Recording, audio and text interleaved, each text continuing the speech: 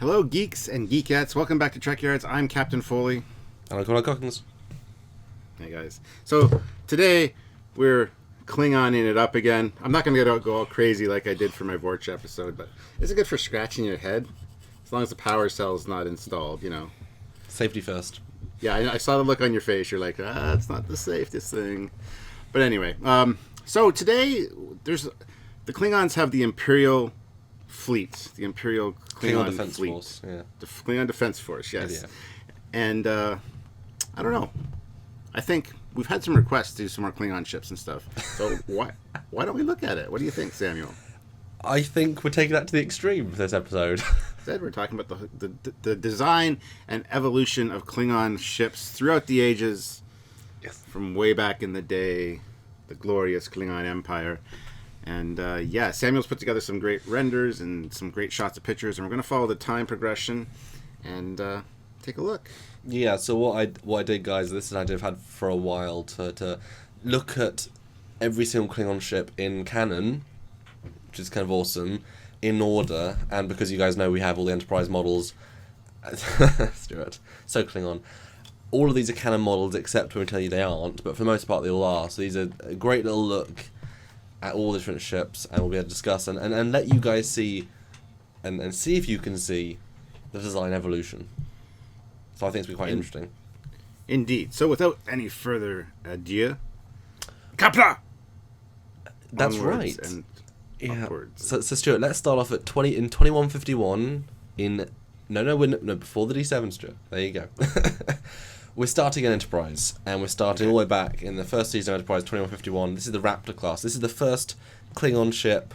Now, obviously, we do see a Klingon battlecruiser before that, in the fourth episode, and it is the model from DS9. It's a Katanga, so we're going to ignore that model straight off the bat. There is a D4 hypothetical model, but since it wasn't seen in canon, it's kind of difficult to say, and because that doesn't tie into the evolution of design, we're ignoring that for today, and most people who worked on the show also admit that should be ignored. So we're starting with the first new canonical Klingon ship, the Raptor. This is the start of design. What do you think, and what do you think?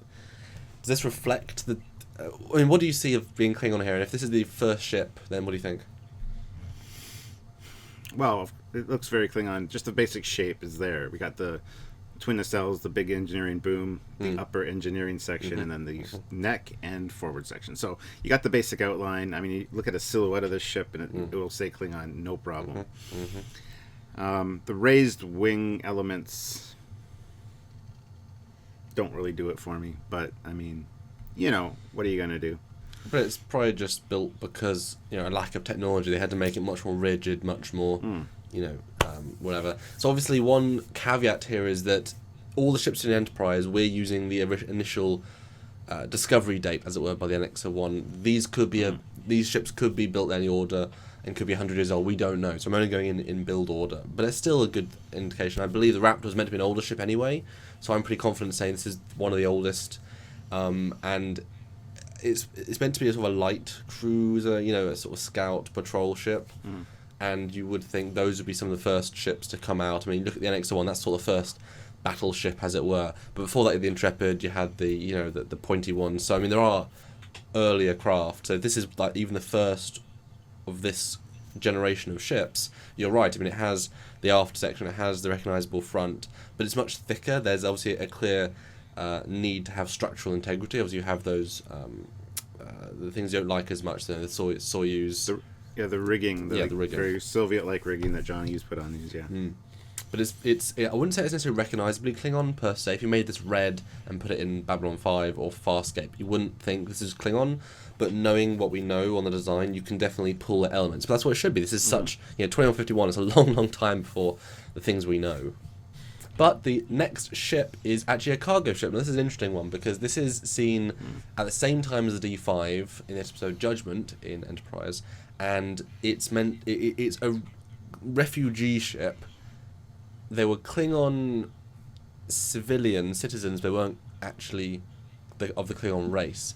But because of its a green aesthetic, the clearly Klingon nacelles, and we'll see those in the D5 in a minute. Fair to say, a Klingon ship. And obviously, this is where Enterprise gave us a lot of other designs, and that's great. We saw a scout, we saw Bird-of-Prey, we saw a battleship, we saw a cargo ship, and we even saw a transport ship. But if this is a Klingon cargo ship, what do you think? I mean, well, the first thing, it doesn't scream Klingon to me, but I mean, that's a cargo ship. It's not part of the military fleet, so that's fine. The nacelles, I can see the influences that we see later. Yeah, I think they're literally just kit bash D5 nacelles.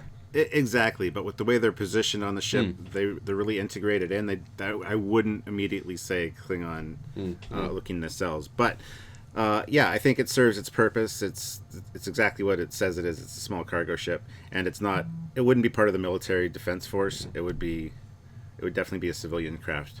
So it's definitely a step away from Klingon aesthetics as far as that goes. We never really see a lot of civilian Klingon ships. Almost none. Yeah. Yeah.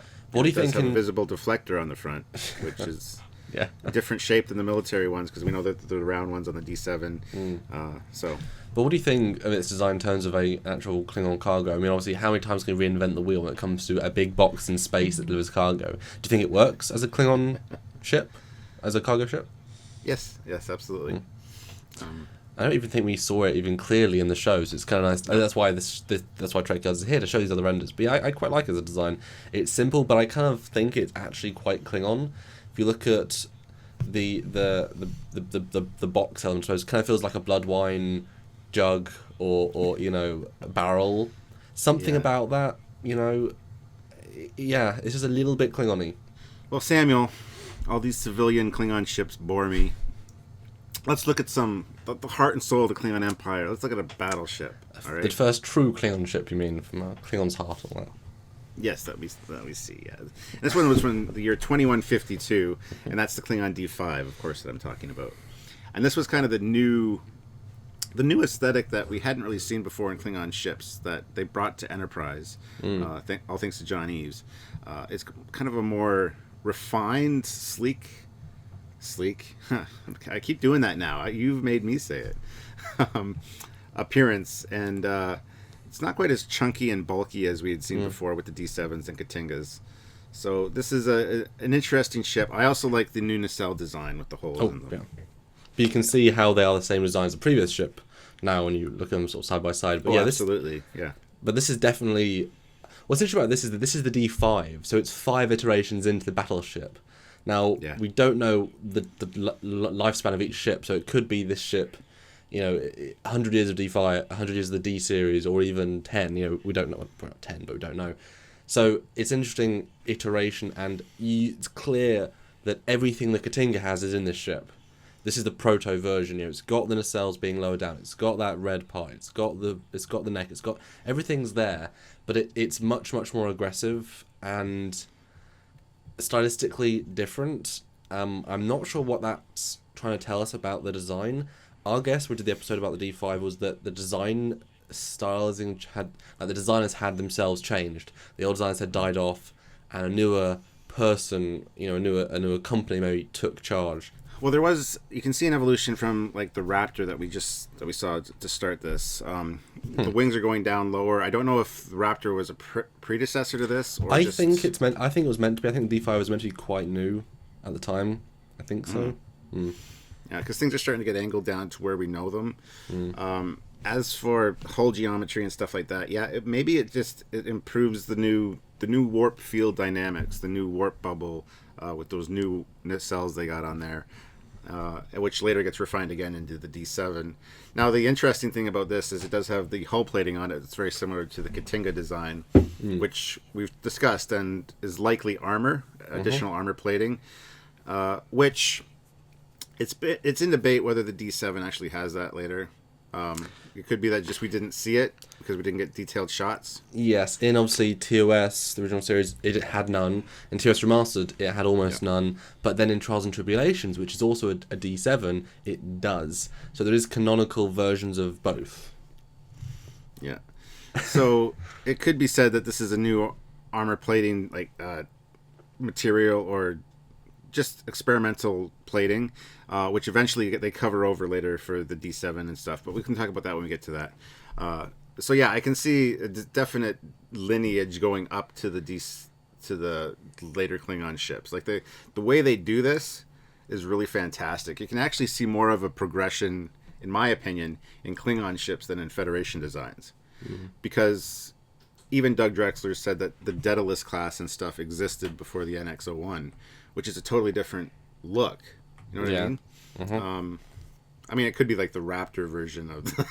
But the Klingon ships, they really hold true to that kind of aggressive look. Yeah. And this one is just... It's just so... It seems more advanced almost than what we see later.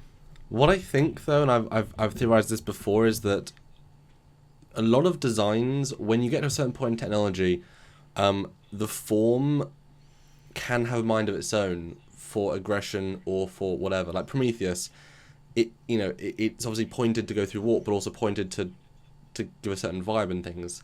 So perhaps when they were building this, the D5, that is the top notch of that level of tech. And then suddenly they make a breakthrough, and then between the D6 and the D7, you have to get these more boxy shapes because the technology is so much more advanced that you need you're suddenly getting into the simple version of a new tech.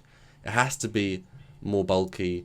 It comes with many agreeables. It has to be more internal just to be able to hold that power. Whereas this previous version, you could put these other shapes in because you were already super advanced, super refined with the current level of tech. Hence why the radical change. And then you do see from the D7 on to, say, later Katanga, the shapes are evolving. They're adding more pieces, which again shows that... and then even moving on to the Vorcha, same shape, but now it's getting more pointed, more aggressive. The technology is becoming more refined, but they're keeping up with themselves more. I mean, the D7 could have been that big, great... I mean, look at the Constitution class. It did not change almost anything from the initial launch version to the, final TOS version. That's like 30, 40 years. So maybe the D7 was the big counter to that, and therefore that was the big jump. This was the pre-jump. That's why I want to know what the D6 looks like. That's my big question. Because where is that jump? Is it closer to D7? Is it, whatever. Now, we do have two non-canon ships we can look at. Do you think we should look at them here, Stuart? The potential, what could have been D6s? Absolutely, yes. Okay, well, if we cut then to this D6. So looking at a potential fan version. Now, Tobias Richter is a consummate professional, so I trust his design aesthetic a lot more than a lot of people. So this is the D6. It's a potential design he did. And you can see the lineage, I believe, between the D7 and D5. The point of the D5 with, as in the hull at the top, but the D7 bulbous, I suppose, torpedo pod. What do you think about this as a potential evolution point?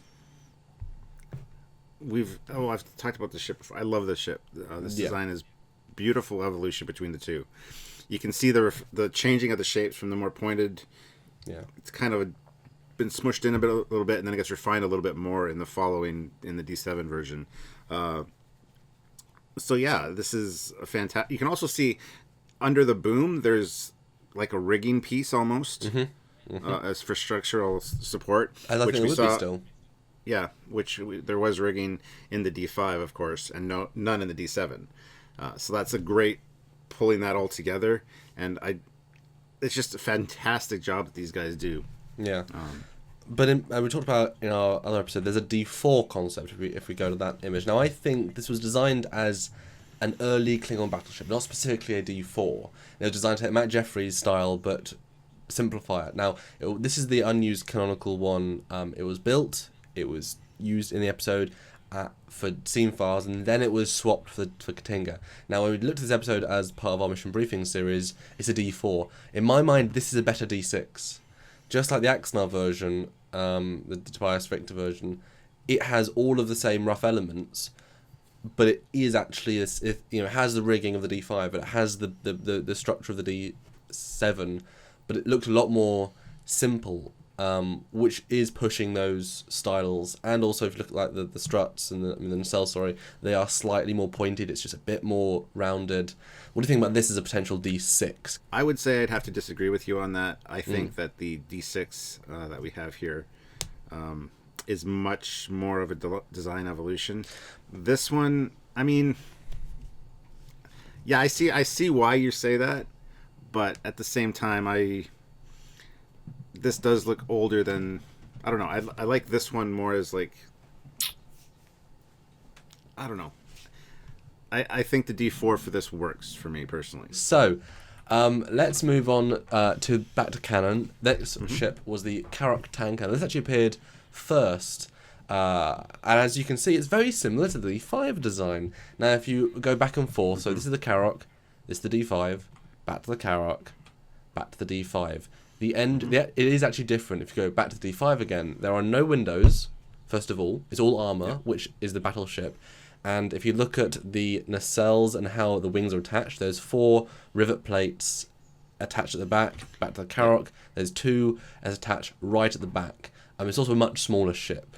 So this is a different version. Now this obviously is meant to be an older design. You can tell by the rust. It's an oil tanker, as it were, in space. This is what John originally designed, which was then modified into the D5. That's why he was almost surprised when we talked to him about it being the battleship, but actually it wasn't designed necessarily to be that. We can sort of maybe assume from this that this was the initial ship, and then they made a battleship version, because just by the windows, it's a much smaller ship. To take this and upscale it, I don't know. It's obviously odd, but what do you think about it fitting in? I think design-wise it fits in beautifully, but as a tanker, I would think it should be as big or bigger than a battleship, personally. I mean, you look at warships today, you see a battleship from the Navy, you put that beside an oil tanker, and the oil tanker is at least 2-3 times bigger, lengthwise. Does that not imply, though, you look at the Raptor is about the same size as this, so are you not implying, though, that actually the D5, they said, right, let's take this basic frame, let's build the first iteration as this ship. Okay, it's a bit old, let's make cargo tankers out of them, but now let's build the big version, the D5, and they upscale, they build a new, bigger battleship, whereas this would have been the big oil tanker. I guess I'm applying human values, where our battleships are smaller than our tankers. This is a Klingon after all, and they're all about battles. So, and if they're just doing deuterium, that could be a hell of a lot of deuterium. That could be enough for 10 starships. We don't know what they could be transporting, but it's kind of an oddity to have both versions of the ship, because they are almost identical, not quite, but almost. Yeah.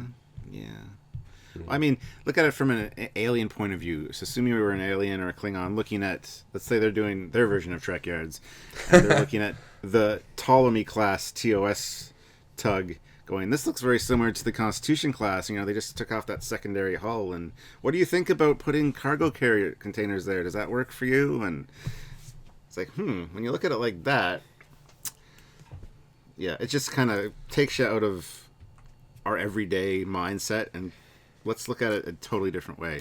So, yeah, I have no problems with this. I think this design's actually great. I didn't know there was quite that much difference between the two, though. But going back and forth, you can definitely see a distinct change in even the wing geometry. Yes, it is. Yeah, it is a distinctly different ship, and like the neck's bigger, and they reworked it. And you're right. I'll put them side by side so you can see. I didn't even realize the wings were that different, but yeah, they certainly are. Yeah. You certainly sold me on that. And it's obviously difficult. That's why it's difficult to tell which one came first. But I would assume this one came first. But yes. But the next ship in the line that we see is the Klingon Bird-of-Prey, 2153 in Enterprise, the end of season 2. This was a huge moment for me getting to see a Bird-of-Prey. We all know Stuart's opinions on it. But this is this era's Bird-of-Prey. Now, obviously, just like with the rest of this, Enterprise era fleet, this is not a D-class. This is a different style of warship. So it's very difficult to compare this to anything else. This is, along a different line rather than an evolutionary path. We can compare it to later Bird-of-Prey, which we will, but this is a new one. Now, what's clear in the show is, unlike in TNG, where the Burrell is a scout, this is not a scout. This is a warship in its own right. The maneuverable half of the fleet. It's got guns everywhere, a lot of shielding, a lot of maneuverability, and very powerful. I mean, this can take on an Enterprise or an NX-01 class with ease the whole time. So very, very capable. This is also a warship. What are your thoughts on this design as a warship and how it's done in terms of the evolution of the Klingon aesthetic from obviously NX era pushing forward? Well, as you mentioned earlier, this is not my favorite ship, and I've made no bones of contention about that when talking to John Eves. But I got to show you guys something. because it's hilarious. Signed by John Eves, and it says, "To Stuart, so glad you got command of this most excellent ship," because he knows I hate it. But you're absolutely right. Ironically enough, let me just put these over here. Ironically enough, I just finished watching The Augments last night. All 3 parts. Shows off so well. I love that. I love that 3-parter. It does, and you're right. It's not a scout ship. It is a battleship. It's obvious because it's loaded with guns and weaponry. This thing is a good example of an earlier version of the Bird-of-Prey, the Burrell that we see later in Star Trek 3. As far as I'm concerned, it's a great evolutionary step. Doesn't mean I like it. I think it's got some issues that I've talked about in our other episode.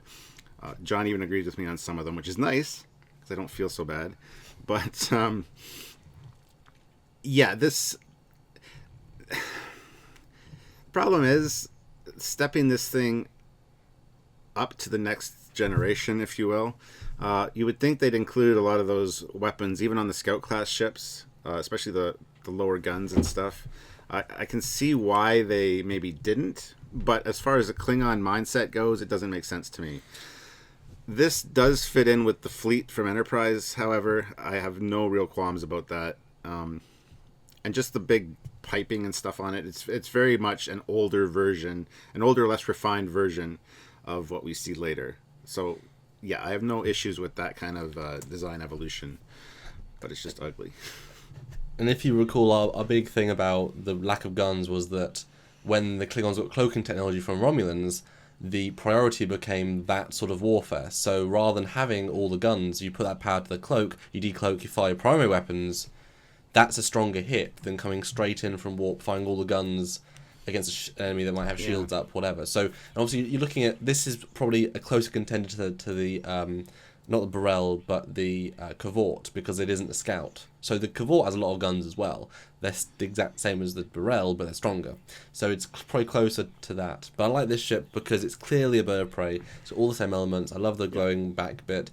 Like I said, less refined, bulkier, but also more functional. Like, I wish, and I want to do a kit bash of this plus the other bird of prey, the in-between step, just a Burrell in this colour scheme with more glowies, but with all the guns. I think that would look exceptional, and I wish, obviously, if this was a retcon canon, to have 2 versions of the Burrell. The Burrell we see in Star Trek 3 is the scout ship as we see, but then in DS9 we see a Burrell, it's the Burrell Vought. Burrell Cavort combined. It's a small size, but it's got the extra guns. That's the firepower version. Yeah. I think that would be a very natural step. The fact that we see the Burrells everywhere and they have no guns means it's not really likely, but I think that would be very natural based on what we see here. But I still like this design personally. Yes. This one does, got to point out too, this one has the fixed wing geometry. It doesn't have the adjustable. Well, the wings can move in the model, and there is a little bit of space for them to move, and in the episode I do make them move, so it's not they could move if you wanted them to, but they just never canonically saw them, and therefore you can assume they didn't. Is it to the same extreme as the other bird of prey as far as movement? Mm-hmm. So the next one we're going to look at is just a transport. Now, this is very much Ship of the Week alien to me. Mm-hmm. They do keep the tie-in at the back with the shape on the upper part there. It's much like the... all of the engineering sections we've seen before, and the nacelle on the side. Yep. Very similar. And the front torpedo pod, if that's... Yeah, I was just going to say that. Yeah, I can see that. You attach a boom to this, and another, like the back of a Klingon ship. I have no problem with this being the front part. I don't know. You could paint it any color, though, and it could really be any ship of the week. It doesn't really scream Klingon very much to me. But obviously, we are prejudiced and biased, I suppose, towards the D7 as the Klingon design. So this is just a transport. It just needs to be a ship. You know what I mean? So the fact that it's got these little touchstones is kind of cool, and I hadn't thought of the back as being the engine block, but there is a little thing there. But you're right, it's very simple and generic, but at the same time, it's just a simple cargo ship. You know, you look at other designs of other races. I mean, there is some just simple shapes. But yeah, it is probably worth pointing out too that in the Federation fleet, we've got that transport as well, which doesn't look Federation at all. Yeah, so the transport that we see in Enterprise, the Sarajevo, is that it? Which doesn't look anything Federation at all. When we did our collaboration with Space Stock. We talked about it, and its overall design. It's like a luxury liner almost, like a cruise ship or a yacht. But it's a smaller it's like this. It's a transport. And it has the same basic shape and the same kind of look. And I think, again, it's probably not a military vessel. Transport might be. Like I said, this fits more of the Klingon shuttle design to me. If this was a Klingon shuttle, I'd be really happy with it. But a transport, I don't know. But the next ship is a really fascinating one. It's the Klingon attack vessel. You mentioned augments. This is the ship the augments attack the Enterprise in first, before the Bird-of-Prey appears, which is confusing as anything. So it's 2154. I didn't even register this as being a ship when it first came out. You see it in like 3 shots and it's very out of focus. And so getting the Eagle Moss and seeing it, I was kind of surprised. By your face, I assume you didn't even know this existed. I did not. No. So this is a very small ship, very, very small ship. I would guess 4, 5, 6 people. Very, very small ship.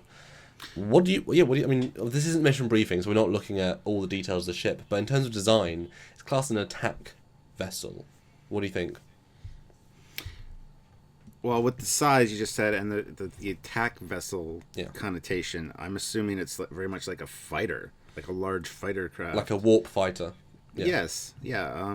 Even comparable, or like you compare it to like a runabout from the future, kind of a multi. Yeah, multi-purpose, but also dedicated to attack. That's interesting.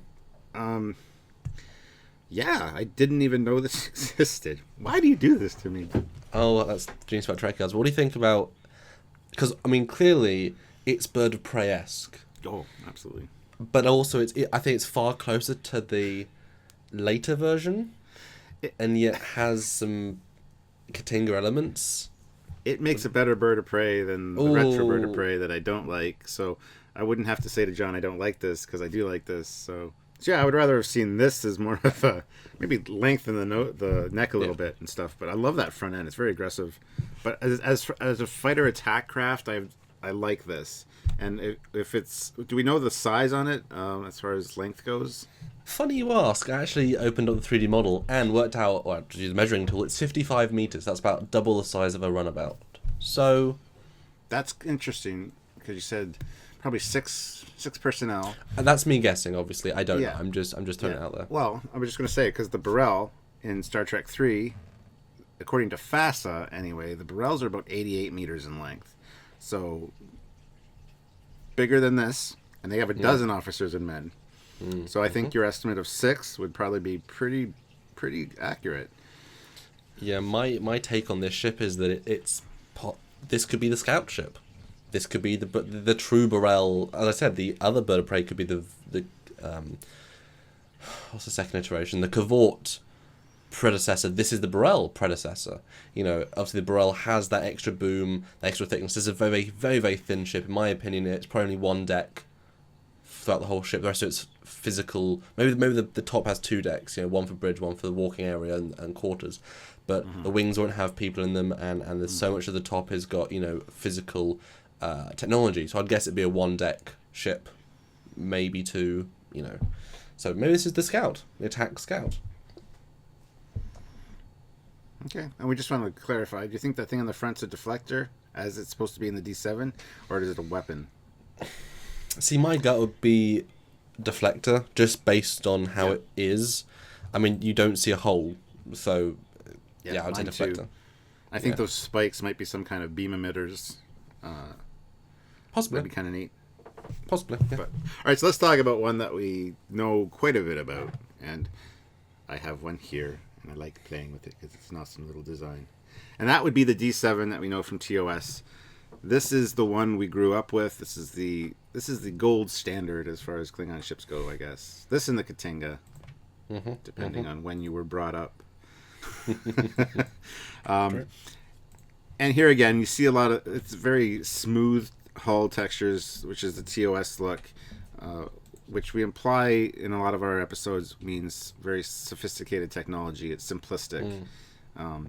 So I do just want to throw out there that we're now jumping from 2154 to 2267. Now, again, this is when we first saw them in TOS. It's a 113-year jump, which means even if there was a D6, there's still a pretty heavy iteration period. And as I was saying, this is the D6 model that Rob Bonshun, who was VFX coordinator at Enterprise and Voyager, he enhanced and made much more interesting for the Eagle Moss magazine. So thank you so much, Rob, for letting us use this model. So it's sort of the best looking of the classical D6s. It's the one, as you saw it in TOS, but with slightly heightened hull detail, but not as far as the sort of retconned in Trials and Tribulations version. So this is the version they used to make the Eagle Moss models? Yeah, at least the 3D stuff, yeah. I mean, at least the CG stuff. Now, it is worth pointing out, we are going to do a direct comparison of all the different battleships at the end of this video. We're just doing through time order now, and it'll be easier to see. But this is the D6, and as you say, much cleaner hull. D7. You can, sorry, D7. D6. There you go. But obviously, you can see the continuation. You've got the pylons. You've got being pushed down. I guess for faster warp geometry, you've still got the aft bit still a bit red. You've got the front portion now being pushed out even further, the boom, just like with the TOS Constitution classes struts, technology's improved. They're spindly struts, this is a spindly boom, but guess what, technology can support it.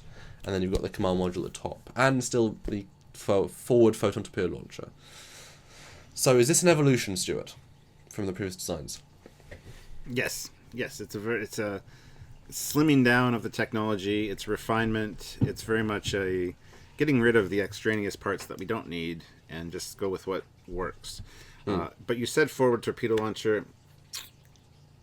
I think it's more of a deflector. Again, it was meant to be initially. Different iterations of the D7. Iterations, yeah. But yeah, I very much see this as like the next step as far as design goes. So. Yeah. And this obviously becomes, I guess they get stuck in a rut for the next 100 years. But let's move on then to the Katanga design. Now this is this is also a model done by Rob Bonshun, basically very recently for us, for a Trekyards episode. This is a hyper detailed Katanga model based on the motion picture, the very first Katanga we see. And there is some differences. All right, guys, so tune in next week. Same Trekyards time, same Trekyards channel. See you then. I think you'll love it, and we'll love it, and we'll love you loving it, and see you then. That's it. Bye, guys. Absolutely. Yeah, bye.